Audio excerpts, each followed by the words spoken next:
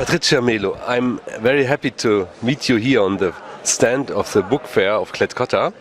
And you come from Brazil, from Sao Paulo, and you live now in Switzerland. Yes. And you have written a book. It deals about drugs, mafia in South Africa, fraud, extortion, kidnapped corpses, and about a man who stopped at nothing. And how did you conceive the idea of your novel? Well, my book talks about losses, different kind of losses.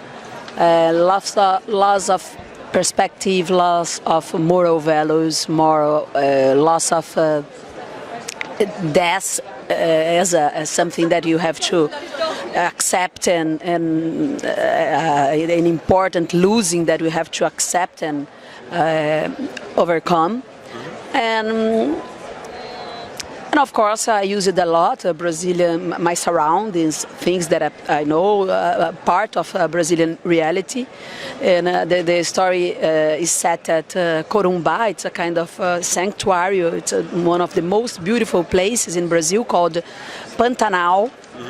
And the story starts with my protagonist, who is a guy who works in São Paulo, a big city, 10 million inhabitants, and he loses his job and decided to move to Corumbá, which is that sanctuary that I saw, full of nature.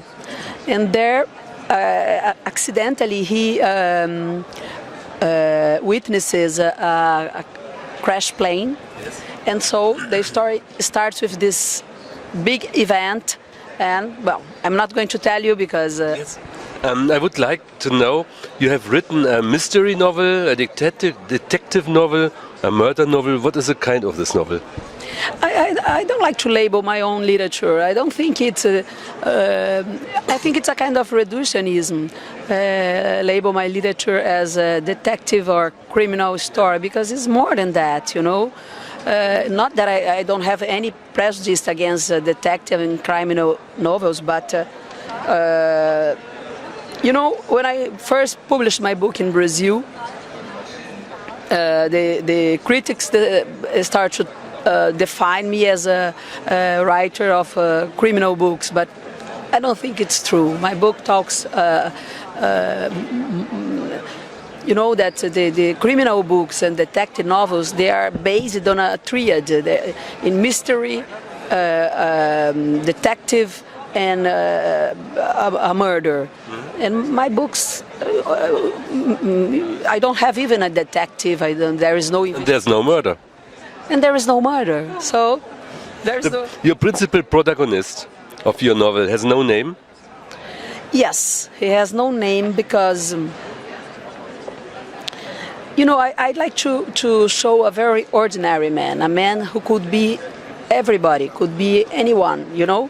At the same time. As Meursault in L'étranger de Camus. Yes, yes, you know, because when you... It's not a nobody, it could be everyone. Yes. He observes the crash of a little sports aircraft.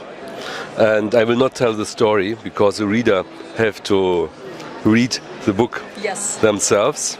And I say only when they read the book in the tram, this book, they will miss the next station. I love that definition. But I would like to know whether it is very easy for your protagonist to succumb to temptation. Yes, he doesn't have any strength to say no. You know, he's always, when something appears in front of him, without take care of his own life and make an option, he just let the life take him wherever it takes, and without controlling his own life. But this fact doesn't free him from his guilty, because when you don't choose is a way of choosing something. So he was choosing something. But he is always choosing the bad option, isn't it so? Yes. Yes, he usually takes the worst options in his life. And there's no real morality in the book. No, I don't think so. But of course, there is the act of reading gives the morality of the book. You know, the reader is going to do that. Is this also a case study that all this is so easy to live in Brazil? Oh, no, I don't think it's easy to live in Brazil. Brazil, it's a fantastic country. Now you have, we are the sixth largest economy in the world, and so it's important to say that Brazil has been changing a lot, in not just in the economic aspect, but also in the social aspect. You know, these stories, of course, it shows just a part of Brazil, not the whole Brazil. Brazil is a very complex country. You know, we have 24 kilometers of coast. You know, it's a huge country, amazing country. So what happens in my book is not necessarily the pictures, a big picture of Brazil. It's part of Brazil.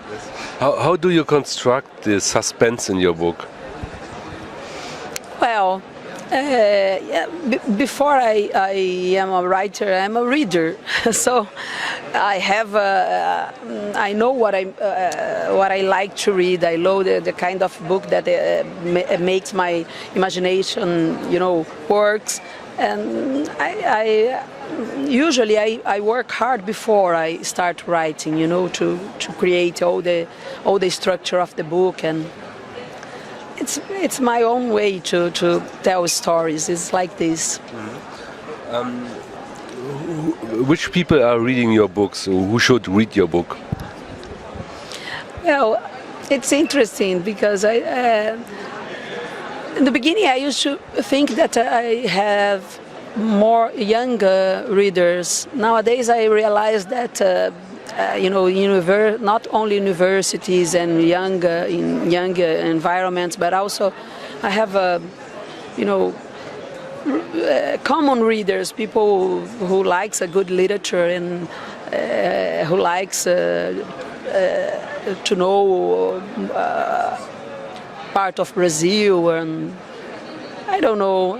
I don't think that my readers nowadays has a profile. A common reader, ordinary reader should. Thank you very much. Thank you.